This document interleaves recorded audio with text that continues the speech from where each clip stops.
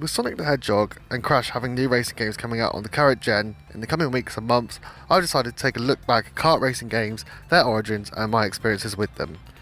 Here is a brief history of kart racing.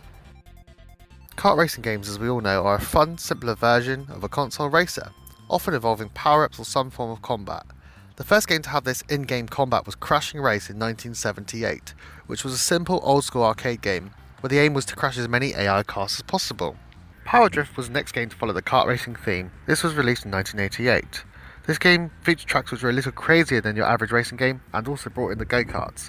SNES then created F-Zero. This created a new type of graphic which made the racing track look 3D-esque and made you feel like you were driving on a 3D plane. However, the series that really perfected and incorporated these elements started in 1992, Mario Kart, and started kart racing games as we know them, as it combined go-karts with combat and also introduced the power-ups. Let's be honest, Mario Kart kind of cornered the market on these kinds of games. Mario released a new kart game in every generation, following the success of Super Mario Kart, adding and changing characters, tracks and power-ups, and eventually vehicle types. Mario 64 introduced the famous blue shell and drift boosts. MK Double Dash allowed selectable vehicles and land multiplayer. The DS introduced online multiplayer and a mission mode. GP on the PC had a guest character, which was Pac-Man. The Wii had bikes and all the Wii control gimmicks. Mario Kart 7 introduced customization, 8 had anti-grav racing and DLC, and finally Deluxe has the Switch features and also has a Splatoon crossover. Although I haven't actually played this one, it's argued to be the best.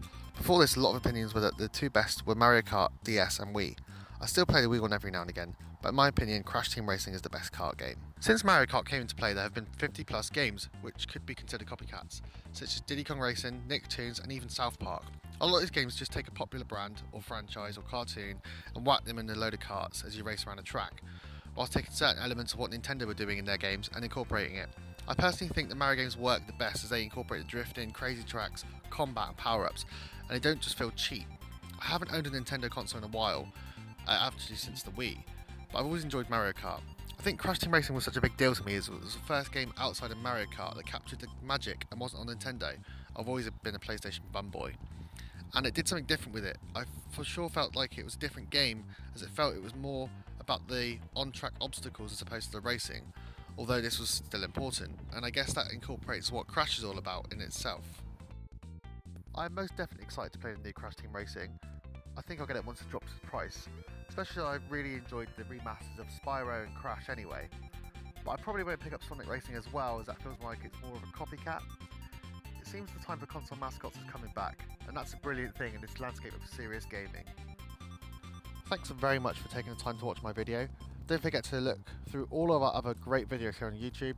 Head over to respawning.co.uk to see all of our written content, and go to patreon.co.uk/respawning if you fancy giving us a little bit of money to help us out.